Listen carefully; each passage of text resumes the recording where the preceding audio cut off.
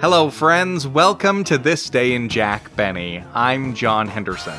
This episode is from February 26, 1950. If any of the episode sounds familiar, it's because they recycled part of the script from October 20th, 1946. It's a parody of the murder mystery program, The Whistler.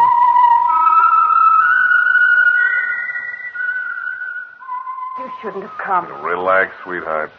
It'll all work out just the way we planned it, baby. Valerie and Kurt, they planned it together to frame you for murder, to get you out of the way. Only a few feet away from you now, Harold, is a closet. And in that closet, your old hunting rifle. You can use it, can't you? Kill them both for what they've done to you. You can't do it, can you? In spite of what they've done to you, you just can't kill. By the way, Whistler fans, if you didn't hear Jack Benny's parody on The Whistler this afternoon, be sure to tune in his repeat broadcast at 9:30 tonight over these same stations. Also on CBS on Sundays, immediately following Jack Benny, was the program Amos and Andy. I know you're feeling bad about this thing. Yeah, Amos is right. There ain't no sense blubbering like this, Kingfish. In this episode, they mentioned the Gallup Poll, which is usually pretty accurate, but not infallible. Dr. Gallup had predicted that Tom Dewey would win the last presidential election, but Harry Truman won. From the day of Mr. Truman's nomination, the experts were saying that the man from Independence, Missouri, didn't have a chance of beating Dewey. However, Mr. Truman, along with his running mate Alvin Barkley, had different ideas about his chances. Jack Benny visited Washington, D.C. to MC the White House Photographers Ball. In attendance was not only President Truman, but Vice President Alvin Barkley, Secretary of State Dean Acheson, Senator Robert Taft, and future President Ike Eisenhower. These were the days of print media, and you could read about music in the magazine Downbeat. Some popular songs at the time were Dear Hearts and Gentle People by Bing Crosby. I love those dear hearts and gentle people who live in my hometown. And Scarlet Ribbons by Dinah Shore. Scarlet ribbons for my hair. And finally, they mentioned breakfast cereals. It's Kellogg's Rice Krispies, the only cereal so crisp it snapped, crackled, popped in milk. Brought to you by Wheaties, Breakfast of Champions. Why don't you eat Wheaties? Champions do. If you want to hear more episodes of Jack Benny, check out thisdaybenny.com and enjoy the show. The Jack Benny Program, transcribed, presented by Lucky Strike. Let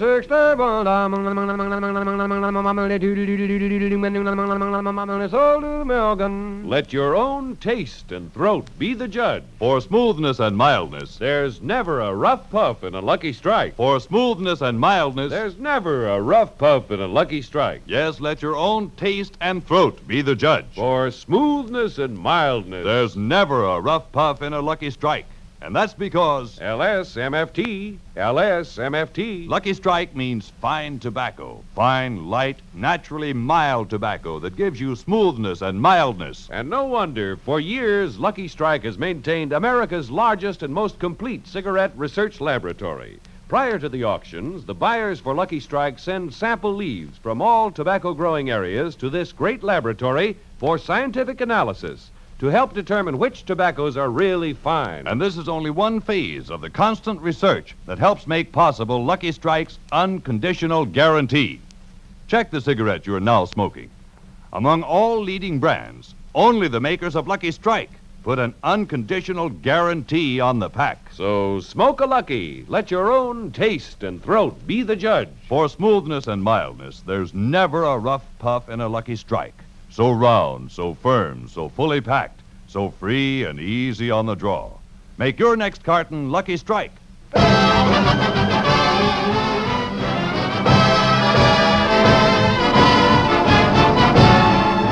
The Lucky Strike program starring Jack Benny with Mary Livingston, Phil Harris, Rochester, Dennis Day, and yours truly, Don Wilson.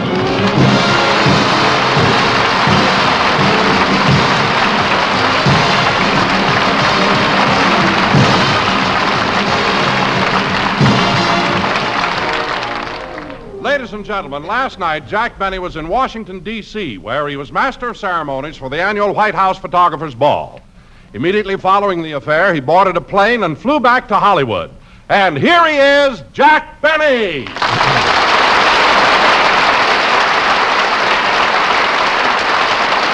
Thank you. Thank you. Hello again. This is Jack Benny talking. And Don, isn't it amazing how you can travel nowadays? Late last night, I was in Washington, D.C., and at 8 o'clock this morning, I was back in Hollywood. Yes, Jack, the planes they have today really move fast. They certainly do. It only took 9 hours. But it's a good thing we got in when we did. I was so hungry, I couldn't wait till I got home and had breakfast. Well, Jack, why didn't you eat on the way in? They serve meals on the plane. Yes, I know. And there's no charge for them. I was so... What?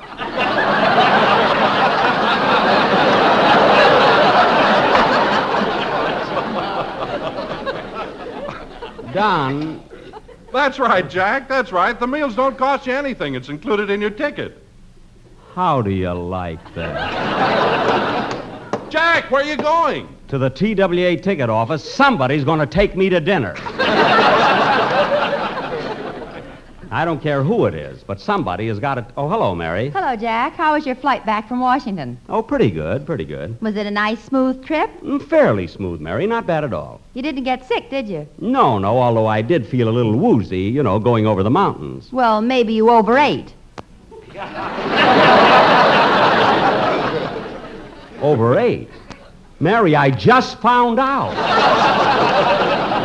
Don told me. Told you what? Never mind, I'll explain it later. Well, Jack, tell us, how was the affair in Washington? I'll bet it was pretty classy, huh? Classy? Don, you've never seen anything like it. The people I met, it was positively thrilling. Who was there, Jack? Who was there? President Truman, Vice President Barkley, General Eisenhower, General Bradley, Secretary of the Treasury Snyder, everybody. Ah, Jack, that must have been wonderful. How did you feel when you met President Truman? President Truman? Well, I didn't get to meet the president. You see, on my way over to shake hands with him, I came face to face with Vice President Barkley. Oh, then you met the vice president. Well, no. Just as I was about to say hello to the vice president, General Eisenhower came in, so naturally Mr. Barkley went over to greet him. And kids, what a guy that Eisenhower is. What a personality. And so democratic. He shook hands with everybody. Well, Jack, I certainly envy you. Years from now, you'll be able to say, I shook hands with General Eisenhower. Well... You see, Don, when General Eisenhower and Vice President Barkley were talking, I was going over to shake hands with him when in walked Dean Acheson. And naturally, I couldn't ignore the Secretary of State. He's really an impressive man. He makes everybody feel so relaxed, so at home. Well, I'm glad you got to meet Mr. Acheson. Huh? You did meet Dean Acheson, didn't you? Well, when Mr. Acheson walked in, I rushed over to him and stuck out my hand. What did he do? He handed me his coat, so I hung it up.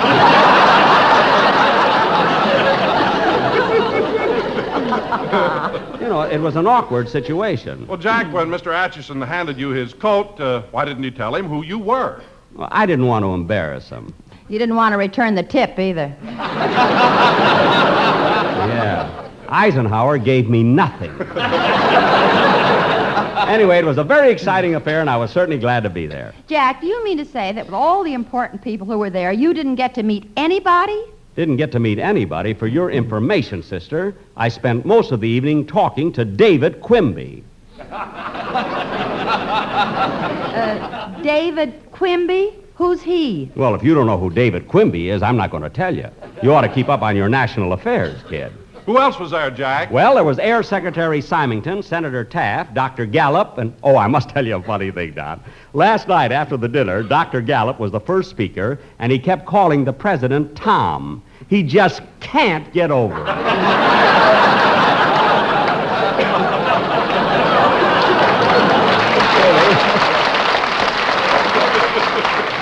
It's too bad you couldn't... Hello, Mr. Benny. Oh, hello, Dennis. I was just telling Don and Mary about Washington. Washington? Yes, I was the master of ceremonies at the White House Photographer's Ball. You horn in on everything, don't you?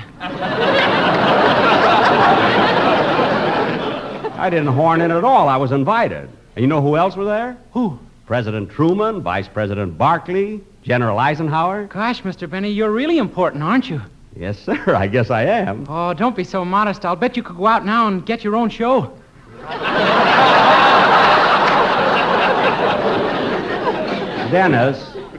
Dennis, I'd like to ask you a question. Okay, sit down, kid.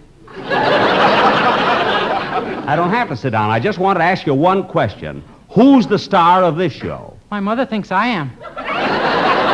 Well, this is getting me nowhere. So come on, star. Let's have your song. Okay. Wait a minute. Come in. Telegram for Jack Benny. I'm Jack Benny. Here you are. Thank you. Hey, boy. Yeah? You didn't wait for me to give you a tip. The last time I waited, the office sent out a St. Bernard. What? Before I got back, the brandy was 20 years old. Never mind. Goodbye. Jack, What? you dropped the telegram, so I opened it. It's from Washington. From Washington? What does it say? Dear Jack, I'm sorry I didn't get to talk to you longer, but I had 3 people waiting for a haircut. Signed, David Quimby.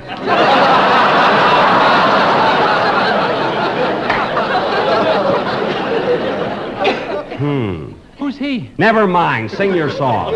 Mary, stop staring at me.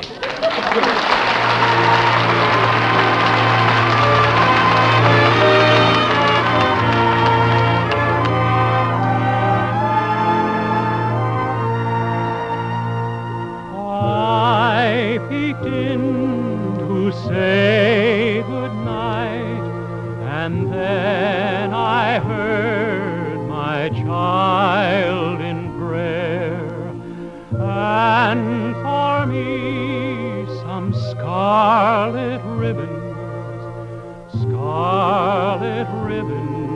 for my hair.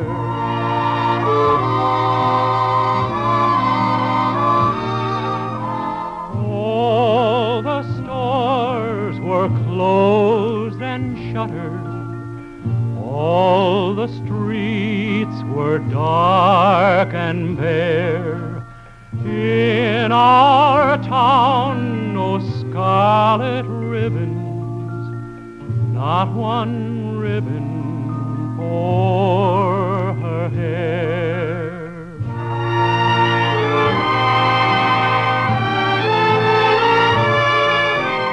Through the night, my heart was aching.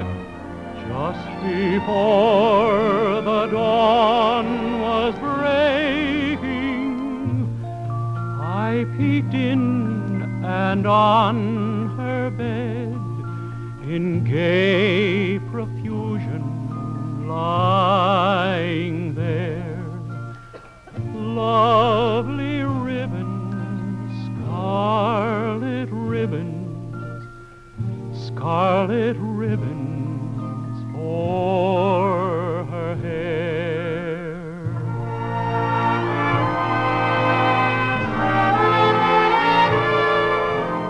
If I live to be 200, I will never know from where came those lovely scarlet ribbons for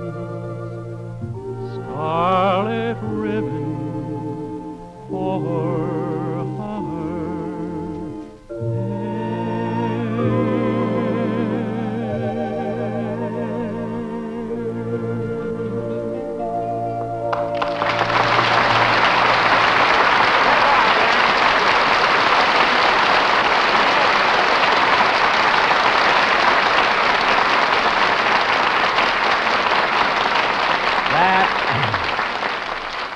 That was Scarlet Ribbons, sung by Dinah Shore. And,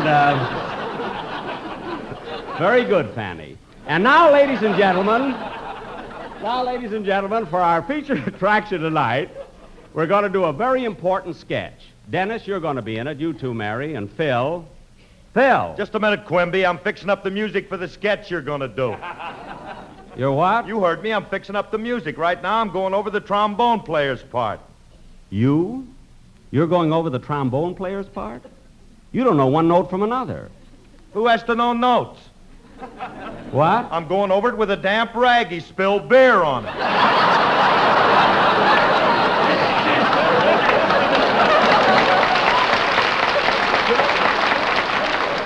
Well, that you can do, yeah. Phil, why don't you get rid of these fellas? Get yourself another band. Get rid of my boys? Frankie, Charlie, Cornelius? Cornelius? Well, not on your life, Jackson. These boys have stuck to me through thick and thin. The rough going, the one-night stands, the lean years. Well, Phil, that reminds me of something I've always wanted to ask you. Why did you form an orchestra in the first place? I had to, Dad.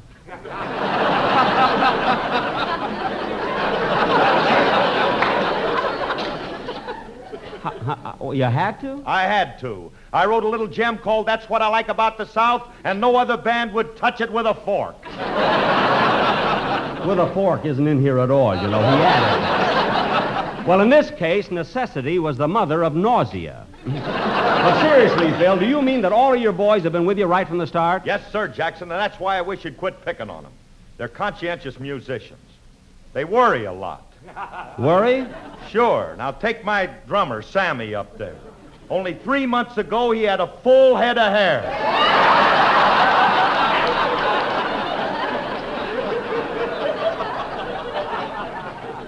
Only 3 months ago, and he's that bald now? Phil, what was he so worried about?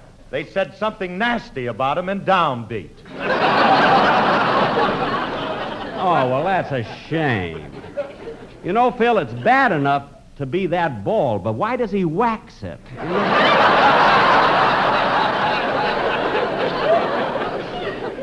Anyway, Phil, we have a very important sketch to do tonight, and you're in it. You, Dennis, and Mary. Mary, will you hand me the scripts? They're under the table. Sure, Jack. Here you are. Thanks. And now, ladies and gentlemen, we really have a surprise for you. For our feature attraction tonight, we're going to do our version of that thrilling radio mystery series, The Whistler.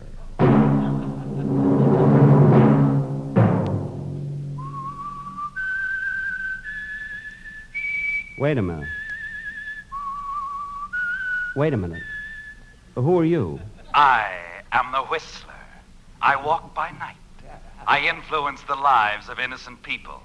And sometimes I even drive them to murder. Well, I'm certainly glad you dropped in because tonight you can help me with the sketch we're going to do. Jack, who are you talking to? That man right there. What man? I don't see anybody. That man right there who was whistling. Whistling? I didn't hear anybody, Jack. Are you kids crazy? I'm telling you, there was a man standing right there. Dennis, you saw him, didn't you? Yeah, he was a kind of a mysterious-looking fellow with a brown suit and a scowl on his face. That's right. And what was he whistling? Dear hearts and gentle people. He was not!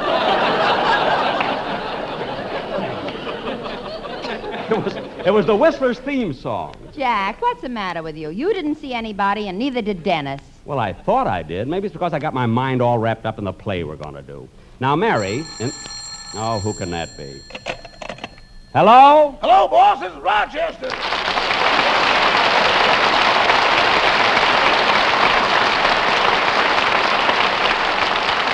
Rochester, how many times have I told you not to call me in the middle of a program? But, boss, I had to call you. I got something I think you'll like.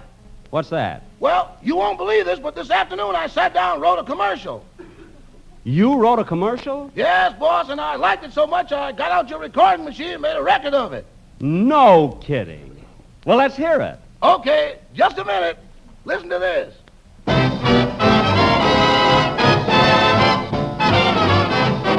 Grab your coat and get your hat.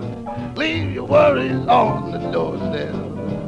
Just direct your feet to the lucky side of the street. Light an LSMFT, and you'll never have a rum pub. Life can be so sweet on the lucky side of the street. Just let your taste tell you why. Lucky Strike you should buy, and you'll say me, oh my. What smoothness and mildness. Yes, it's LSMFT. Lucky Strike means fine tobacco. Just direct your feet to the sunny side of the street. Oh, hey. Ba-ba-ba-ba, ba-ba-ba-ba-ba-ba, ba-ba. Oh, what mildness and smoothness. Yes, it's LSMFT. Lucky strike means find a bag. Oh, just direct your feet to the lucky, I said the lucky, I mean the lucky side of the street.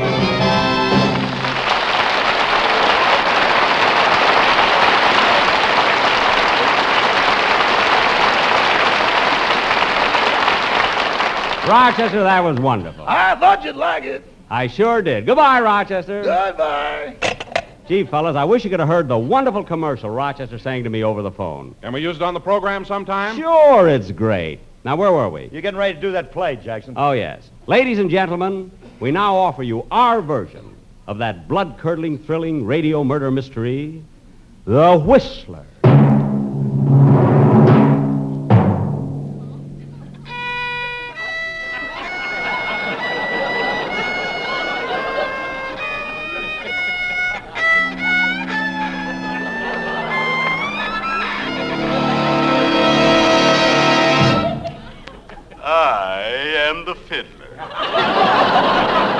I play by night. I influence the lives of innocent people. I even drive them to murder.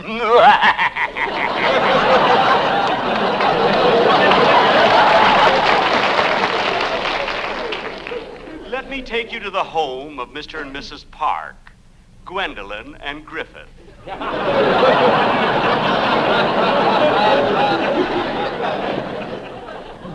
As we look in on them, it's morning, and the sun is coming through the window. Nothing can stop that California sun.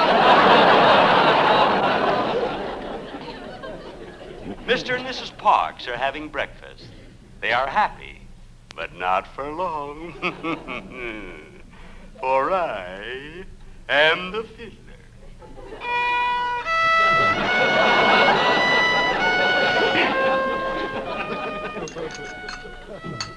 Gosh, Gwendolyn, this is a wonderful breakfast. I'm sure glad I'm married to you. So am I, Griffith. Where are the children? We have no children.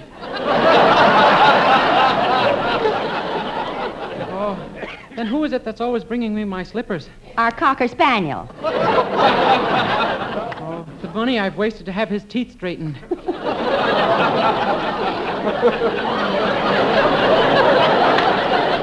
Griffith, I have a surprise for you. My mother's coming to live with us. Oh, bully, that's wonderful. See, they're happy, but I'll change that. Gwendolyn, when is your dear, darling mother coming? Tomorrow. Oh, I'm glad you told me in time. Now I can buy her a present. I wonder what I should give her. Why don't you give her a hit on the head? Oh, no, Gwen, your father gave her that last year. What did you say, dear? I just answered your question. But I didn't say anything. Oh, I thought you did. You see? I have them confused already. Well, I better finish my breakfast. Yes, here's a great big bowl of cereal. Wait, I'll pour the cream on it for you.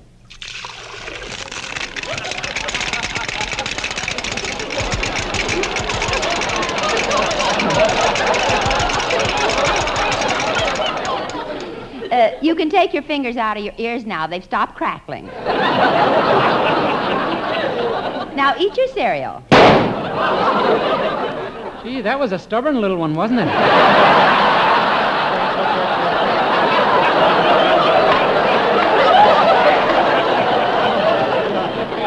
It certainly was, darling. Darling. Come on, slug her with something. I've got other homes to break up. What did you say, Griffith? Oh, I didn't say anything. My mouth was full of the breakfast of champions. Well, I better finish my breakfast and hurry to the office. Yes, Griffith. Hurry to your office. While your wife, Gwen, waits at home for her sweetheart, the milkman. She adores him.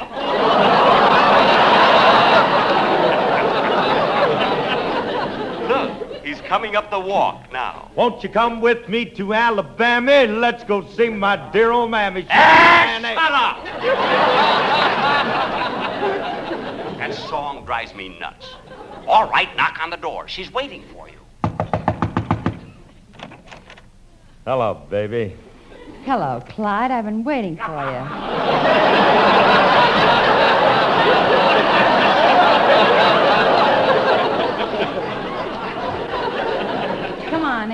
Well, wait a minute. I got to get rid of this milk. Why don't you drink it? Who, me? Go ahead, Clyde, drink it. It'll be good for that pool table complexion. With those side pockets under your eyes. Come here, baby. Pucker up. Give me a kiss. Why, sure, Clyde. Lay one on.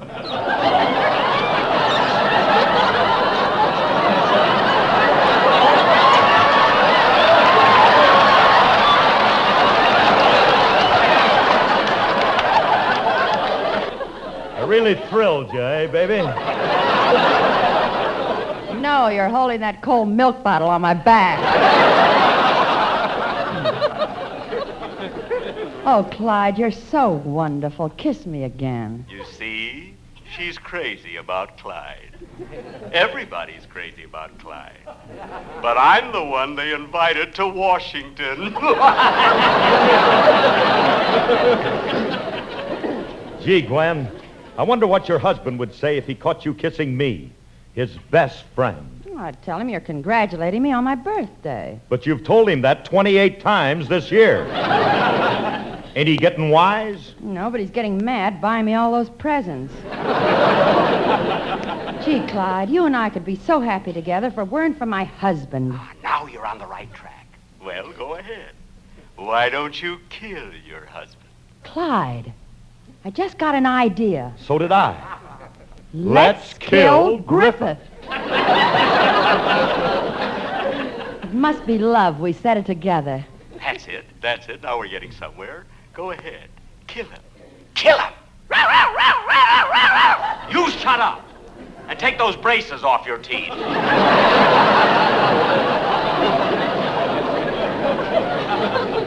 Gwen, I know how to kill your husband. How? Let's open the window and smog him to death.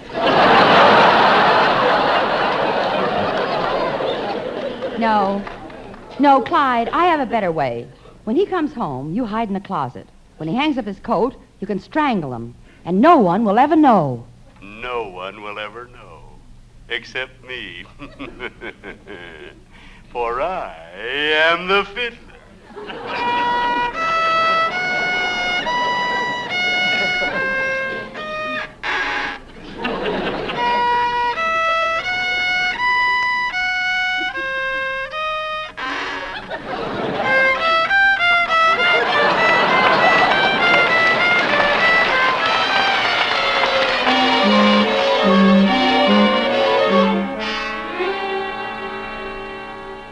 And now it's evening. The office is closed, and Griffith, the unsuspecting husband, is walking home without a care on his mind. Gee, it'll be nice to get home to my loving wife, Gwendolyn. I feel sorry for her. She's alone all day. Are you sure she's alone? Of course I'm sure. About twice a week, our best friend Clyde drops in, but that's only on her birthday. Don't be a fool. Your wife is in love with Clyde.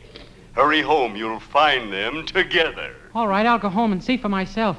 Gee, I better be prepared. Happy birthday to you! Happy birthday to you!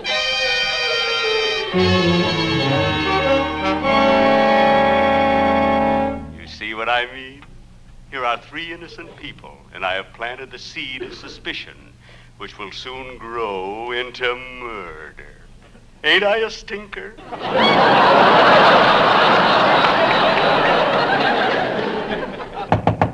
Oh, pardon me. Come in. Mr. Benny? Yes? I'm from TWA. Here's a sandwich and keep your big mouth shut.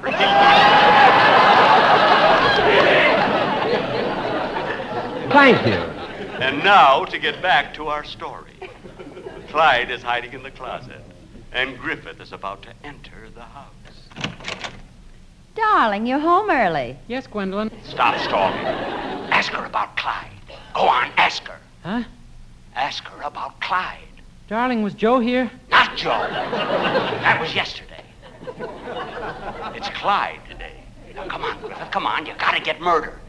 And hurry up or we'll be in the middle of Amos and Andy. Go on. Open that closet door. No, I don't want to. I'm afraid. Come on. Don't be a coward. Open that closet door. No. Go on. Put your hand on that knob. That's it. Now turn it. Good. Now open the door. Won't you come with me to Alabama? There we'll meet my dear old mammy. She's frying eggs. Ooh! Griffith! Griffith, you shot him! No, Gwen, I didn't shoot him. Well, somebody did. I wonder who.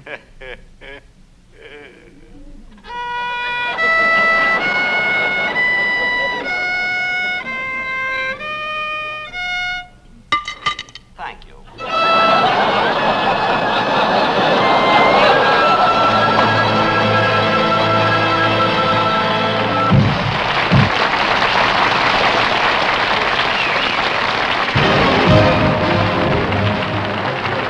Jack will be back in just a moment, but first, let your own taste and throat be the judge. For smoothness and mildness, there's never a rough puff in a Lucky Strike, and that's because LSMFT, Lucky Strike means fine tobacco. Fine, light, naturally mild tobacco that gives you smoothness and mildness with never a rough puff. Listen to what Mr. Al Rogers, an independent tobacco auctioneer from Robertsonville, North Carolina, recently said. Year after year, I've seen the makers of Lucky Strike buy fine, prime, ripe tobacco. Tobacco that's just right for mild, good smoking. I've smoked Luckies for 10 years. Millions of smokers, including the famous screen star Hedy Lamarr, take a tip from the experts and smoke Lucky Strike. Just recently, the glamorous Hedy said, "A good cigarette is like a good movie, always enjoyable. That's why it's Lucky's for me." For your own real deep-down smoking enjoyment, light up a Lucky. Let your own taste and throat be the judge. For smoothness and mildness, there's never a rough puff in a Lucky Strike. Get a carton today.